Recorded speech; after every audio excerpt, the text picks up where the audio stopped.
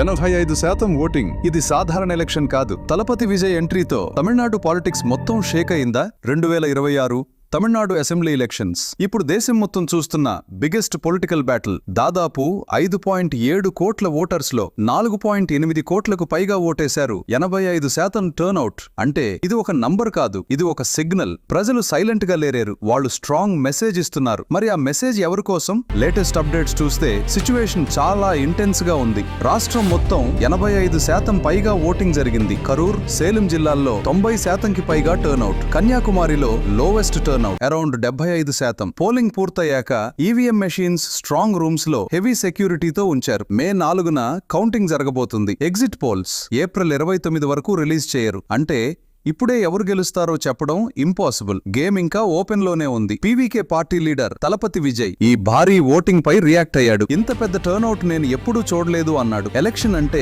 Festival of democracy, ఈసారి అది నిజంగా కనిపించింది అని చెప్పాడు. ఇది చూస్తే ఒక విషయం క్లియర్, యూత్ పార్టిసిపేషన్ చాలా స్ట్రాంగ్. కొత్త జనరేషన్ పాలిటిక్స్ లోకి వచ్చేసింది. ఇప్పుడు అసలు ఫైట్ ఎలా ఉందంటే డిఎంకే స్టాలిన్, ఏఐఏ డిఎంకే, ఈపీఎస్టీ వీకే విజయ్. ఇది సింపుల్ ఎలక్షన్ కాదు, ఇది ఒక 3-వే వార్. డిఎంకే అంటోంది ఇది నార్మల్ టర్న్అవుట్, పెద్ద వేవ్ లేదు. ఏఐఏ డిఎంకే అంటోంది హై టర్న్అవుట్ అంటే యాంటీ ఇంక్యుంబెన్సీ. బీజేపీ చెబుతోంది చేంజ్ వస్తుంది. కాంగ్రెస్ చెబుతోంది పీపుల్ స్టేట్ ని ప్రొటెక్ట్ చేయాలనుకుంటున్నారు. అంటే ప్రతి పార్టీ తనకు అనుకూలంగా స్టోరీ క్రియేట్ చేస్తోంది. కానీ నిజమేంటి? అది మే 4నే తెలుస్తుంది. ఇప్పుడు బిగ్గెస్ట్ క్వశ్చన్, విజయ్ ఎంత ఇంపాక్ట్ చూపిస్తాడు? ఫస్ట్ టైం పాలిటిక్స్ లోకి వచ్చి డైరెక్ట్ గా 234 సీట్స్ లో కాంటెస్ట్ చేస్తున్నాడు. మ్యాసివ్ ఫ్యాన్ బేస్ ఉంది. యూత్ కనెక్ట్ చాలా స్ట్రాంగ్. కానీ గ్రౌండ్ లెవెల్ క్యాడర్ ఇంకా వీక్. పొలిటికల్ ఎక్స్పీరియన్స్ లేదు అంటే వెంటనే సీఎం అవటం కష్టం. కానీ ఓట్ షేర్ స్ప్లిట్ చేయటం మాత్రం ఆల్మోస్ట్ ష్యూర్. అదే ఈ ఎలక్షన్ ని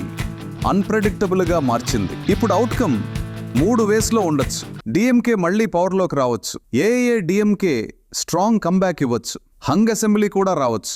విజయ్ టీవీకే కొన్ని సీట్స్ గెలిస్తే ఫ్యూచర్ లో బిగ్ పొలిటికల్ ఫోర్స్ అవుతుంది. కానీ ఒక విషయం మాత్రం 100% క్లియర్, విజయ్ ఎంట్రీతో తమిళనాడు పాలిటిక్స్ ఇక సేమ్ కాదు. మే 4 ఇదొక ఎలక్షన్ కాదు, ఇవి ఒక టర్నింగ్ పాయింట్. హీరో పాలిటిక్స్ లో హిట్ అవుతాడా లేక రియాలిటీ చెక్ వస్తుందా? మీ ప్రెడిక్షన్ ఏంటి? డిఎంకే, ఏఏ డిఎంకే లేక టీవీకే? కమెంట్ చేయండి. ఇలాంటి రియల్ అప్డేట్స్ కోసం మ్యాగ్నెట్ మీడియాని సబ్స్క్రైబ్ చేయండి.